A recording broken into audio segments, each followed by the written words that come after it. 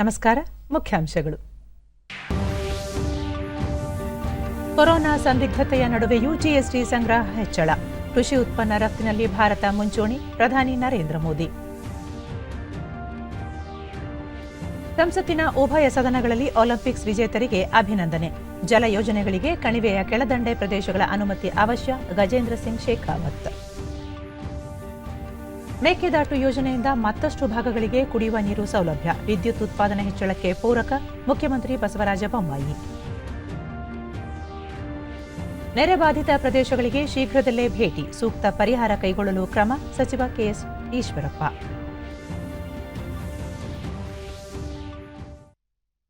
ವಾರ್ತೆಗಳ ವಿವರ. ಪ್ರಧಾನಿ ನರೇಂದ್ರ ಮೋದಿ ಉತ್ತರ ಪ್ರದೇಶದಲ್ಲಿ ಪಿಎಂ ಗರೀಬ್ ಕಲ್ಯಾಣ ಯೋಜನೆ ಅನ್ನ ಯೋಜನೆಯ ಫಲಾನುಭವಿಗಳೊಂದಿಗೆ ಇಂದು ವಿಡಿಯೋ ಕಾನ್ಫರೆನ್ಸ್ ಮೂಲಕ ಸಂವಾದ ನಡೆಸಿದರು. ಈ ಸಂದರ್ಭದಲ್ಲಿ ಅವರು ದೇಶದ ಆರ್ಥಿಕತೆ ಪ್ರಗತಿಯತ್ತ ನಡೆಯುತ್ತಿದೆ. ಕೊರೋನಾ ಸಂದಿಗ್ಧತೆಯ ನಡುವೆಯೂ ದೇಶ ಸ್ವಾತಂತ್ರ್ಯಗೊಂಡ ನಂತರ 1 ತಿಂಗಳಲ್ಲಿ ಸಾರ್ವಕಾಲಿಕ ದಾಖಲೆಯ ರಫ್ತು ಮಾಡಿದೆ. ದಾಖಲೆ ಪ್ರಮಾಣದಲ್ಲಿ ಜಿಎಸ್ಟಿ ತೆರಿಗೆ ಸಂಗ್ರಹಿಸಲಾಗಿದೆ. ಕೃಷಿ ಉತ್ಪನ್ನಗಳ ರಫ್ತಿನಲ್ಲಿ ಭಾರತ ಜಗತ್ತಿನ ಅಗ್ರ 10 ದೇಶಗಳ ಪಟ್ಟಿಯಲ್ಲಿದೆ ಎಂದು ಹೇಳಿದರು. ಸಂಸತ್ತಿನಲ್ಲಿ ಪ್ರತಿಪಕ್ಷಗಳು ನಡೆಸುತ್ತಿರುವ ಗದ್ದಲವನ್ನು ಪ್ರಸ್ತಾಪಿಸಿದ ಪ್ರಧಾನಿ ಕೇವಲ ರಾಜಕೀಯ ಹಿತಾಸಕ್ತಿಗಾಗಿ ವಿರೋಧ ವ್ಯಕ್ತಪಡಿಸುತ್ತಿವೆ ಎಂದು ಟೀಕಿಸಿದರು.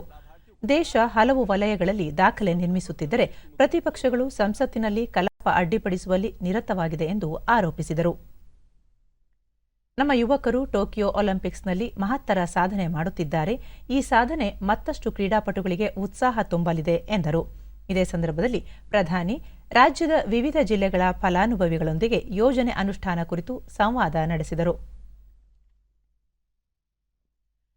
ಸಂಸತ್ತಿನ ಉಭಯ ಸದನಗಳಲ್ಲಿ ಇಂದು ಒಲಿಂಪಿಕ್ಸ್ ಪದಕ ವಿಜೇತರಿಗೆ ಅಭಿನಂದನೆ ಸಲ್ಲಿಸಲಾಯಿತು.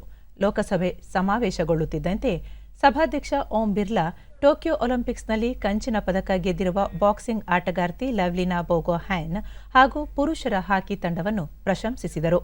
ಭಾರತೀಯ ಆಟಗಾರರ ಸಾಧನೆಗೆ ಸದಸ್ಯರು ಮೇಜು ತಟ್ಟಿ ಸಂತಸ ವ್ಯಕ್ತಪಡಿಸಿದರು.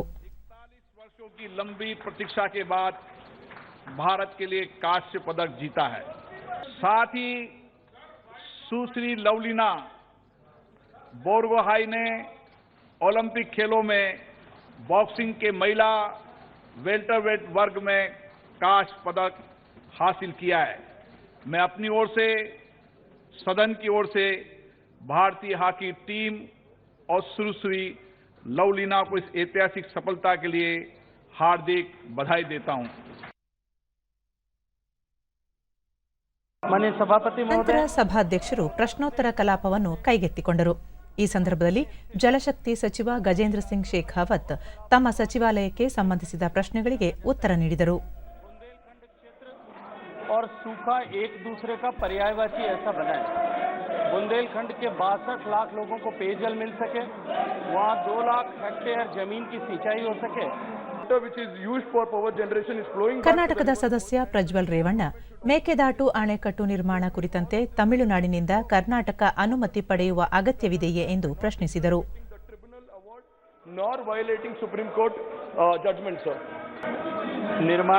ಈ ಸಂದರ್ಭದಲ್ಲಿ ಉತ್ತರಿಸಿದ ಸಚಿವ ಗಜೇಂದ್ರ ಸಿಂಗ್ ಶೇಖಾವತ್ ಅಂತರರಾಜ್ಯ ನದಿ ಕಣಿವೆ ಪ್ರದೇಶದಲ್ಲಿ ಅಣೆಕಟ್ಟು ನಿರ್ಮಾಣವಾದ ಸಂದರ್ಭದಲ್ಲಿ ಕಣಿವೆಯ ಕೆಳ ಪ್ರದೇಶಗಳ ಅನುಮತಿ ಪಡೆಯುವ ಅಗತ್ಯವಿದೆ ಎಂದರು.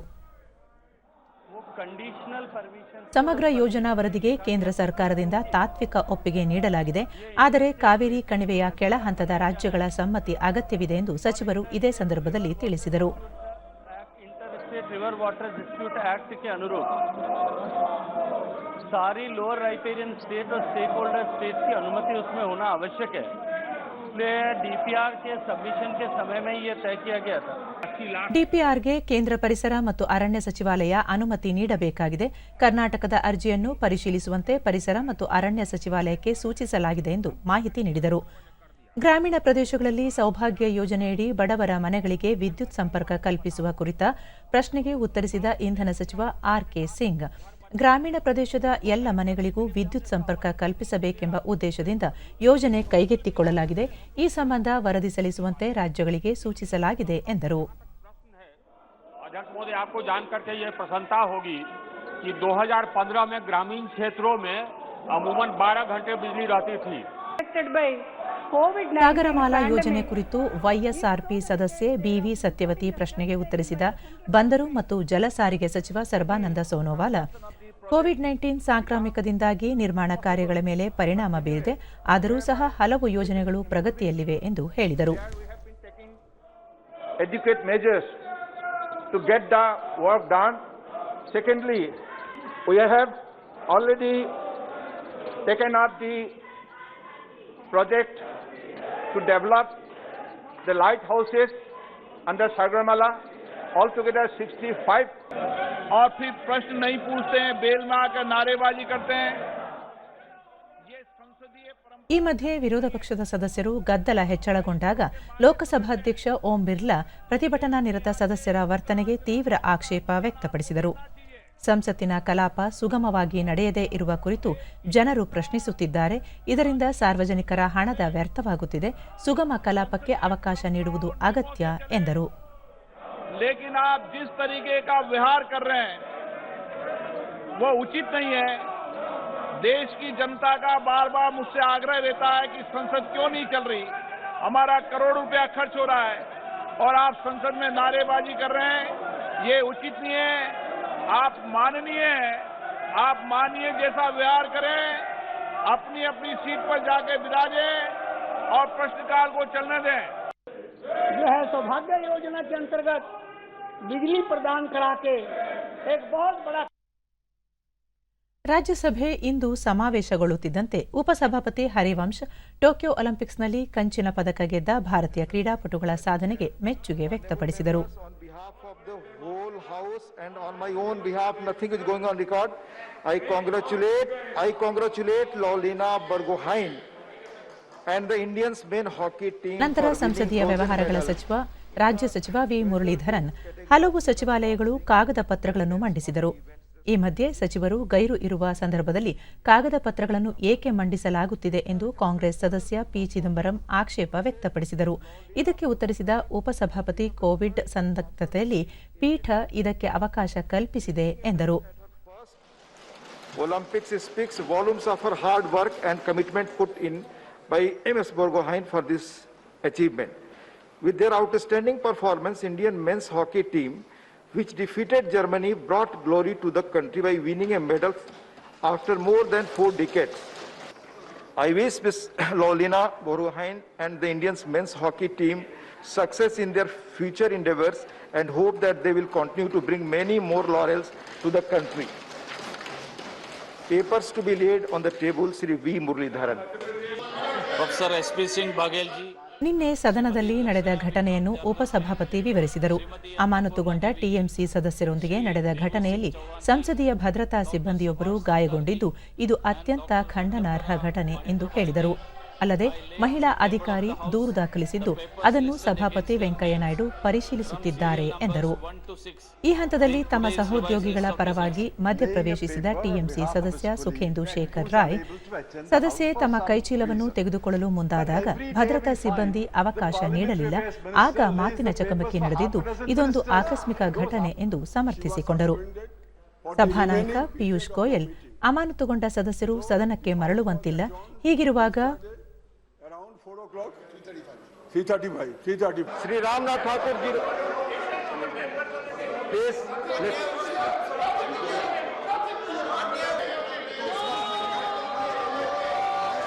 ಸಭಾನಾಯಕ ಪಿಯೂಷ್ ಗೋಯಲ್ ಅಮಾನತುಗೊಂಡ ಸದಸ್ಯರು ಸದನಕ್ಕೆ ಮರಳುವಂತಿಲ್ಲ, ಹೀಗಿರುವಾಗ ಟಿಎಂಸಿ ಸದಸ್ಯರನ್ನು ಭದ್ರತಾ ಸಿಬ್ಬಂದಿ ತಡೆದರು ಎಂದು ಹೇಳುವುದು ಸರಿಯಲ್ಲ ಎಂದು ಆಕ್ಷೇಪಿಸಿದರು.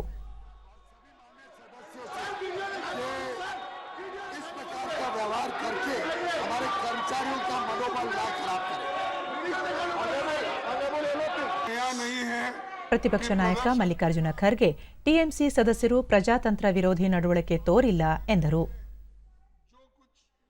हम लोग करते हैं वो पार्लियामेंट्री डेमोक्रेटिक वे से ही करते हैं और इससे पहले इसीलिए और ये मेरा ಈ ಸಂದರ್ಭದಲ್ಲಿ ಗದ್ದಲ ತಾರಕಕ್ಕೇರಿದಾಗ ಕಲಾಪವನ್ನು 3 ಬಾರಿ ಮುಂದೂಡಲಾಯಿತು. ಬಳಿಕ 2 ಗಂಟೆಗೆ ಮರು ಸಮಾವೇಶಗೊಂಡಾಗ ಪರಿಶಿಷ್ಟ ವರ್ಗ ತಿದ್ದುಪಡಿ ವಿಧೇಯಕವನ್ನು ಮಂಡಿಸಲಾಯಿತು. ವಿಧೇಯಕ ಕುರಿತು ಎಐಎಡಿಎಂಕೆ ಸದಸ್ಯ ತಂಬಿದೊರೈ ಮಾತನಾಡಿ, ತಮಿಳುನಾಡು ಶಿಫಾರಸು ಮಾಡಿರುವ ಜಾತಿಗಳನ್ನು ಪರಿಶಿಷ್ಟ ವರ್ಗಗಳ ಪಟ್ಟಿಗೆ ಸೇರ್ಪಡೆಗೊಳಿಸಬೇಕು ಎಂದು ಒತ್ತಾಯಿಸಿದರು.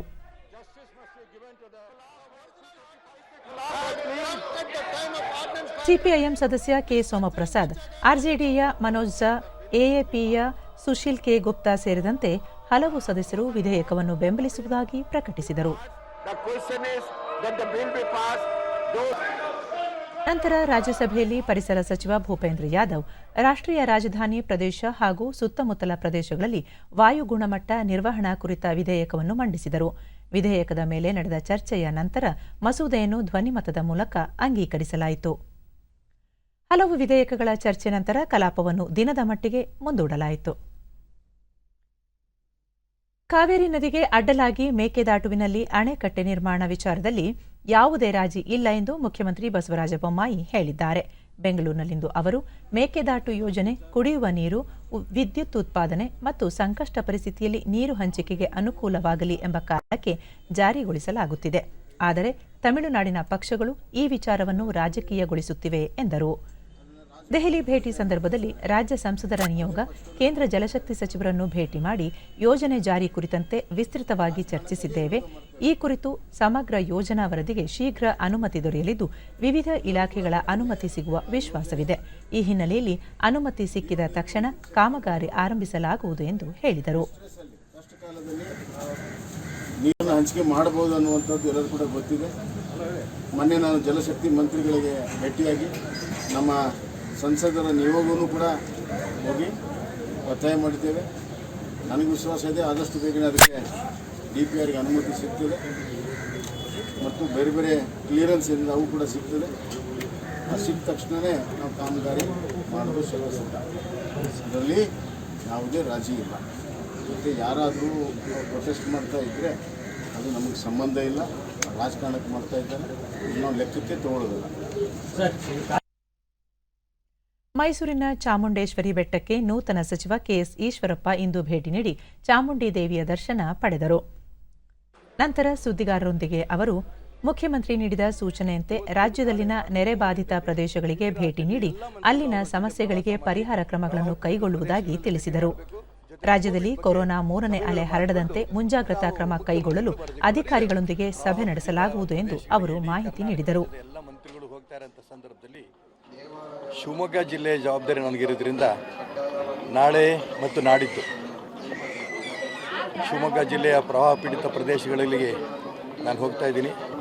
ವ್ಯಕ್ತಿಗಳು ಏನು ತೊಂದರೆ ಆಗಿದೆ ಇದನ್ನೆಲ್ಲವನ್ನು ಕೂಡ ಜಿಲ್ಲಾಧಿಕಾರಿಗಳು, ಸಂಬಂಧಪಟ್ಟ ಅಧಿಕಾರಿಗಳ ಜೊತೆಗೆ ಪ್ರವಾಸ ಮಾಡಿ ಪರಿಹಾರ ಕ್ರಮ ಕಂಡುಹಿಡಿಯೋ ದಿಕ್ಕಿನಲ್ಲೂ ಕೂಡ ಪ್ರಯತ್ನ ಮಾಡ್ತೀವಿ. ಇವತ್ತಿನ ಪ್ರಸ್ತುತ ಸಮಸ್ಯೆಗಳು, ಕೋವಿಡ್ ಸಮಸ್ಯೆ, ಪ್ರವಾಹ ಪೀಡಿತ ಸಮಸ್ಯೆಗಳೇನಿದೆ ಇದನ್ನು ಪರಿಹಾರ ಮಾಡೋದು ಮೊದಲನೇ ಆದ್ಯತೆ. ಎರಡನೇದು, ಬರುವಂಥ ದಿನ ಪೂರ್ಣ ರಾಜ್ಯದ ಅಭಿವೃದ್ಧಿ ದಿಕ್ಕಲ್ಲಿ ಏನೇನು ಮಾಡಬೇಕು ಅನ್ನೋಂಥ ದಿಕ್ಕಲ್ಲಿ ಖಂಡಿತ ನಾವು ಮಾಡ್ತೇವೆ ಅನ್ನೋಂಥ ಒಂದು ತೀರ್ಮಾನವನ್ನು ತಗೊಂಡಂಥ ಸಂದರ್ಭದಲ್ಲಿ ಭಾರತದಲ್ಲಿರುವ ಬ್ರಿಟಿಷ್ ರಾಯಭಾರಿ ಅಲೆಕ್ಸ್ ಎಲಿಸ್ ಅವರು ಬೆಂಗಳೂರಿನಲ್ಲಿಂದು ಮುಖ್ಯಮಂತ್ರಿ ಬಸವರಾಜ ಬೊಮ್ಮಾಯಿ ಅವರನ್ನು ಭೇಟಿ ಮಾಡಿ ಹಲವು ವಿಷಯಗಳ ಕುರಿತು ಸಮಾಲೋಚನೆ ನಡೆಸಿದರು. ಆರೋಗ್ಯ, ಶಿಕ್ಷಣ, ಹವಾಮಾನ ಬದಲಾವಣೆಗೆ ಸಂಬಂಧಿಸಿದಂತೆ ಪರಸ್ಪರ ಸಹಯೋಗದೊಂದಿಗೆ ಕಾರ್ಯನಿರ್ವಹಿಸುವ ಕುರಿತು ಚರ್ಚೆ ನಡೆಸಿದರು.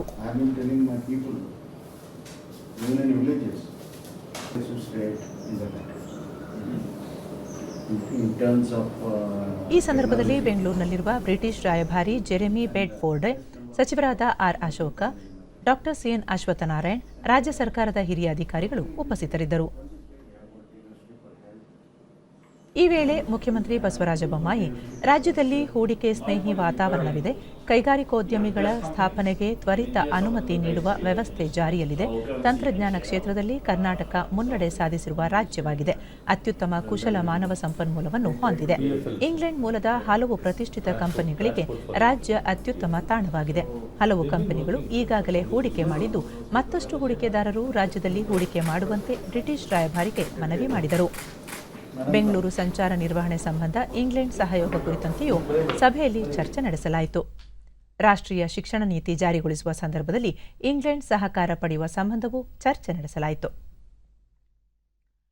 ಕೊರೋನಾ ಸೋಂಕು ಹಿನ್ನೆಲೆಯಲ್ಲಿ ಮುಂಬರುವ ಹಬ್ಬಗಳ ವೇಳೆ ಸಾರ್ವಜನಿಕರು ಹೆಚ್ಚಿನ ಸಂಖ್ಯೆಯಲ್ಲಿ ಗುಂಪು ಸೇರುವುದಕ್ಕೆ ನಿರ್ಬಂಧ ಹೇರಬೇಕು ಎಂದು ಕೇಂದ್ರ ಆರೋಗ್ಯ ಸಚಿವಾಲಯ ಎಲ್ಲ ರಾಜ್ಯಗಳಿಗೆ ಸಲಹೆ ನೀಡಿದೆ. ಈ ಕುರಿತು ಕೇಂದ್ರ ಆರೋಗ್ಯ ಕಾರ್ಯದರ್ಶಿ ರಾಜೇಶ್ ಭೂಷಣ್ ಎಲ್ಲ ರಾಜ್ಯಗಳ ಮುಖ್ಯ ಕಾರ್ಯದರ್ಶಿಗಳಿಗೆ ಪತ್ರ ಬರೆದಿದ್ದಾರೆ.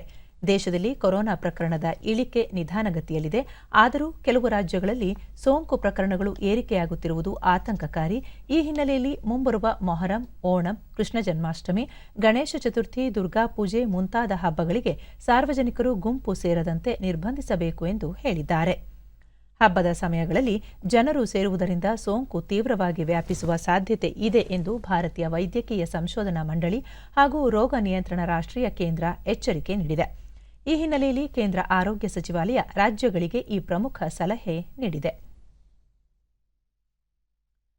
ದೇಶದಲ್ಲಿ ಕಳೆದ 24 ಗಂಟೆಗಳಲ್ಲಿ 42,982 ಹೊಸ ಕೊರೋನಾ ಸೋಂಕು ಪ್ರಕರಣಗಳು ದಾಖಲಾಗಿದೆ.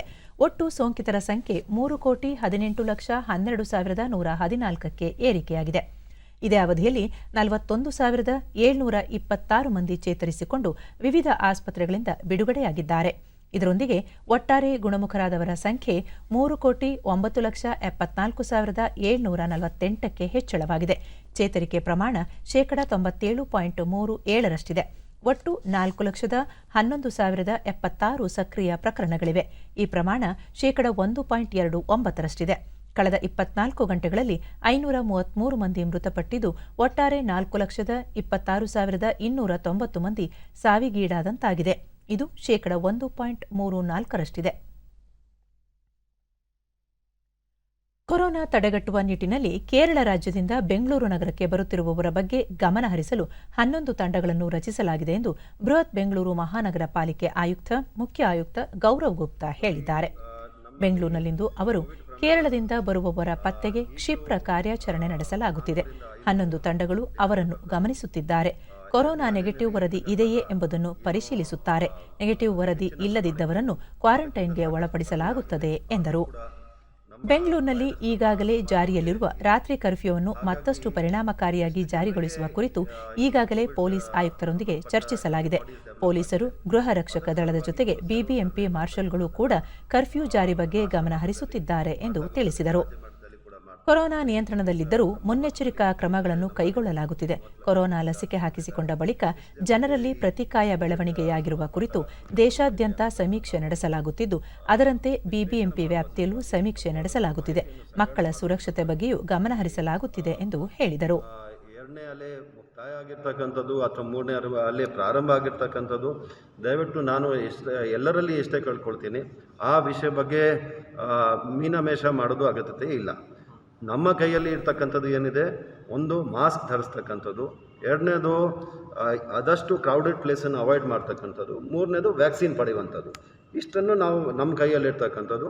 ಅದರ ಮೂಲಕ ನಮ್ಮನ್ನು, ನಮ್ಮ ಕುಟುಂಬದವರನ್ನು, ನಮ್ಮ ನಮ್ಮ ಸಮುದಾಯದವರನ್ನು ನಾವು ರಕ್ಷಿಸಿಕೊಂಡು ಹೋಗ್ಬೋದು. ನಿಟ್ಟಿನ ಕ್ರಮವನ್ನು ನಾವು ಕೈಗೊಳ್ತಾ ಇದ್ದೀವಿ. ಈಗಾಗಲೇ ತಮಗೆ ಇದೆಲ್ಲ ವಿಷಯವನ್ನು ಈಗಾಗಲೇ ನಾನು ತಿಳಿಸಿದ್ದೀನಿ. ನಮ್ಮಲ್ಲಿ ಇರ್ತಕ್ಕಂಥ ಮಾರ್ಷಲ್ಸ್ಗಳು, ನಮ್ಮಲ್ಲಿ ಇರ್ತಕ್ಕಂಥ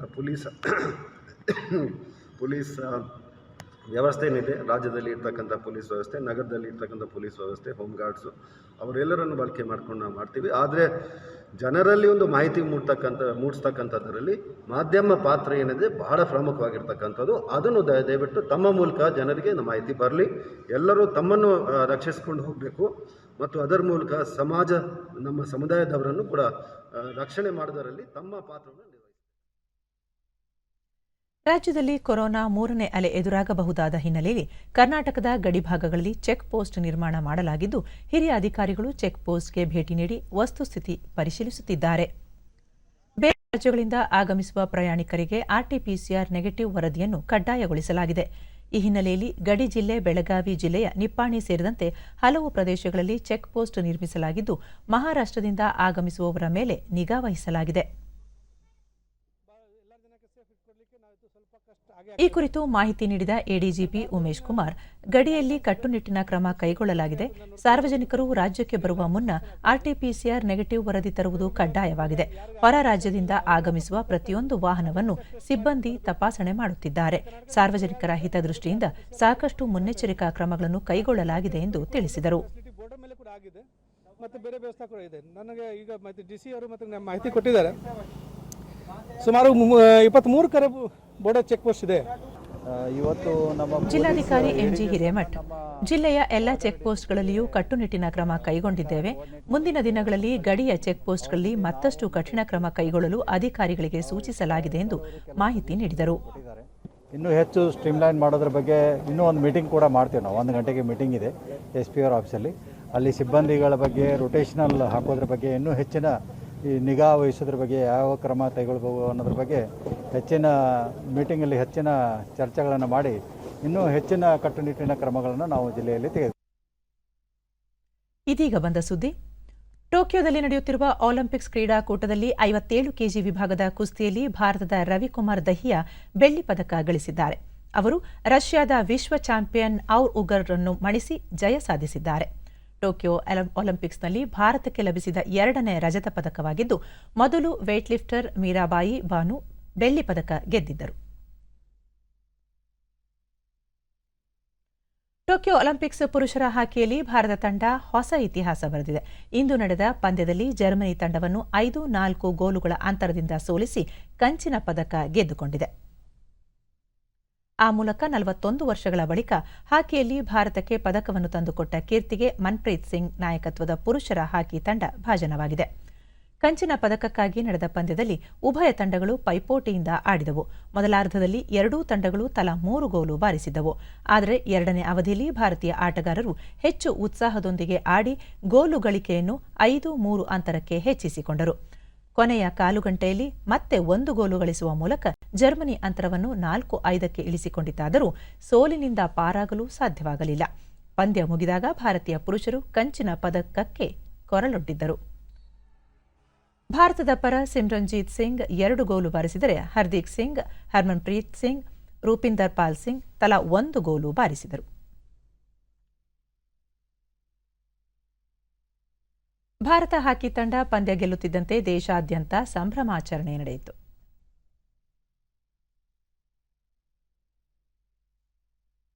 ಈ ಮಧ್ಯೆ ಪ್ರಧಾನಿ ನರೇಂದ್ರ ಮೋದಿ ಹಾಕಿ ತಂಡದ ತರಬೇತುದಾರರು ಮತ್ತು ತಂಡದ ನಾಯಕ ಮನ್ಪ್ರೀತ್ ಸಿಂಗ್ ಅವರೊಂದಿಗೆ ದೂರವಾಣಿ ಮೂಲಕ ಶುಭಾಶಯ ಕೋರಿದ್ದು, ಈ ಖುಷಿಯನ್ನು ಆಟಗಾರರು ವಿಡಿಯೋ ಮಾಡಿ ಸಂಭ್ರಮಿಸಿದ್ದಾರೆ.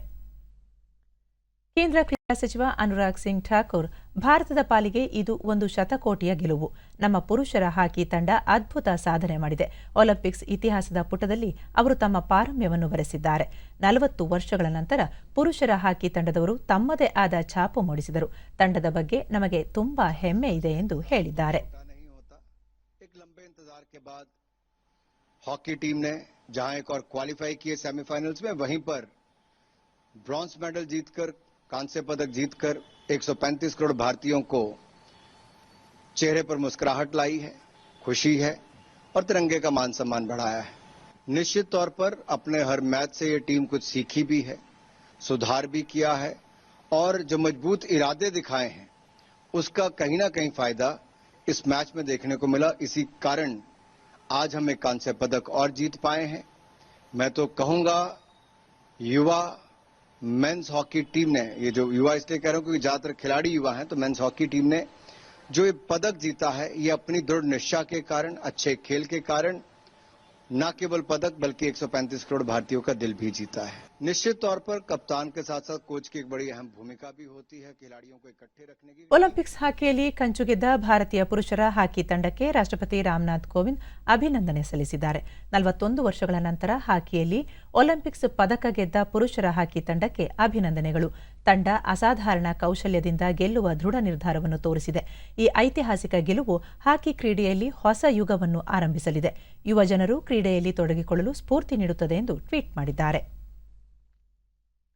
ಉಪರಾಷ್ಟ್ರಪತಿ ಎಂ ವೆಂಕಯ್ಯ ನಾಯ್ಡು 4 ದಶಕಗಳ ನಂತರ ಟೋಕಿಯೋ ಒಲಿಂಪಿಕ್ಸ್ನ ಪುರುಷರ ಹಾಕಿಯಲ್ಲಿ ದೇಶಕ್ಕೆ ಕಂಚಿನ ಪದಕ ಗೆದ್ದುಕೊಟ್ಟ ಭಾರತೀಯ ಹಾಕಿ ತಂಡಕ್ಕೆ ಹೃತ್ಪೂರ್ವಕ ಅಭಿನಂದನೆಗಳು. ಕಷ್ಟಕರ ಪರಿಸ್ಥಿತಿಯಲ್ಲೂ ನೀವು ಕಷ್ಟಪಟ್ಟು ಕೆಲಸ ಮಾಡಿದ್ದೀರಿ, ತರಬೇತಿ ಪಡೆದಿದ್ದೀರಿ. ದೇಶ ನಿಮ್ಮ ಕೌಶಲ್ಯಪೂರ್ಣ ಆಟ ಮತ್ತು ಹೋರಾಟದ ಬಗ್ಗೆ ಹೆಮ್ಮೆ ಪಡುತ್ತದೆ. ನಿಮಗೆ ನನ್ನ ಶುಭಾಶಯಗಳು ಎಂದು ಟ್ವೀಟ್ ಮಾಡಿದ್ದಾರೆ. ಪ್ರಧಾನಿ ನರೇಂದ್ರ ಮೋದಿ, ಇದೊಂದು ಐತಿಹಾಸಿಕ ಕ್ಷಣ, ಪ್ರತಿಯೊಬ್ಬ ಭಾರತೀಯನ ನೆನಪಿನಲ್ಲಿ ಉಳಿಯುವಂತಹ ದಿನ. ಕಂಚಿನ ಪದಕ ತಂದುಕೊಟ್ಟ ಪುರುಷರ ಹಾಕಿ ತಂಡಕ್ಕೆ ಅಭಿನಂದನೆಗಳು. ಈ ಸಾಧನೆಯೊಂದಿಗೆ ಅವರು ಇಡೀ ರಾಷ್ಟ್ರದ, ವಿಶೇಷವಾಗಿ ನಮ್ಮ ಯುವಕರ ಕಲ್ಪನೆಯನ್ನು ಕೆರಳಿಸಿದ್ದಾರೆ. ಹಾಕಿ ತಂಡದ ಬಗ್ಗೆ ಇಡೀ ಭಾರತ ಹೆಮ್ಮೆ ಪಡುತ್ತದೆಂದು ಟ್ವೀಟ್ ಮೂಲಕ ಅಭಿನಂದನೆ ಸಲ್ಲಿಸಿದ್ದಾರೆ. ಮುಖ್ಯಮಂತ್ರಿ ಬಸವರಾಜ ಬೊಮ್ಮಾಯಿ, ಎಂತಹ ಅದ್ಭುತ ಪಂದ್ಯ! ಟೋಕಿಯೋ ಒಲಿಂಪಿಕ್ಸ್ನಲ್ಲಿ ಜರ್ಮನಿಯನ್ನು 5-4 ಗೋಲುಗಳಿಂದ ಸೋಲಿಸಿದ ನಂತರ ಕಂಚಿನ ಪದಕ ಗೆದ್ದ ಭಾರತೀಯ ಪುರುಷರ ಹಾಕಿ ತಂಡಕ್ಕೆ ಅಭಿನಂದನೆಗಳು. ಇದು ಪ್ರತಿಯೊಬ್ಬ ಭಾರತೀಯನಿಗೂ ಹೆಮ್ಮೆಯ ಕ್ಷಣ ಎಂದು ಟ್ವೀಟ್ ಮೂಲಕ ಅಭಿನಂದನೆ ಸಲ್ಲಿಸಿದ್ದಾರೆ. ಕೊನೆಯಲ್ಲಿ ಮತ್ತೊಮ್ಮೆ ಮುಖ್ಯಾಂಶಗಳು. ಕೊರೋನಾ ಸಂದಿಗ್ಧತೆಯ ನಡುವೆಯೂ ಜಿಎಸ್ಟಿ ಸಂಗ್ರಹ ಹೆಚ್ಚಳ. ಕೃಷಿ ಉತ್ಪನ್ನ ರಫ್ತಿನಲ್ಲಿ ಭಾರತ ಮುಂಚೂಣಿ, ಪ್ರಧಾನಿ ನರೇಂದ್ರ ಮೋದಿ. ಸಂಸತ್ತಿನ ಉಭಯ ಸದನಗಳಲ್ಲಿ ಒಲಿಂಪಿಕ್ಸ್ ವಿಜೇತರಿಗೆ ಅಭಿನಂದನೆ.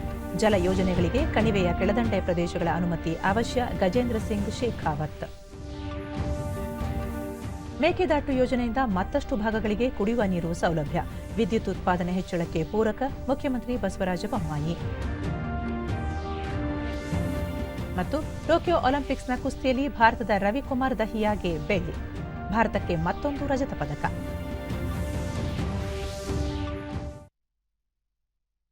ನಮ್ಮ ವಾರ್ತಾ ಪ್ರಸಾರವನ್ನು ನೀವು ಡಿಡಿ ಚಂದನ ನ್ಯೂಸ್ ಯೂಟ್ಯೂಬ್ ಚಾನೆಲ್ನಲ್ಲೂ ವೀಕ್ಷಿಸಬಹುದು. ವೀಕ್ಷಕರೇ, ಈಗ ನಾನು ಸ್ಟುಡಿಯೋದಿಂದ ತೆರಳುತ್ತಿರುವ ಕಾರಣ ಮಾಸ್ಕ್ ಧರಿಸುತ್ತಿದ್ದೇನೆ. ನೀವು ಸಹ ಮನೆಯಿಂದ ಹೊರ ಹೋಗುವ ಮುನ್ನ ಸರಿಯಾದ ಕ್ರಮದಲ್ಲಿ ತಪ್ಪದೇ ಮಾಸ್ಕ್ ಧರಿಸಿ.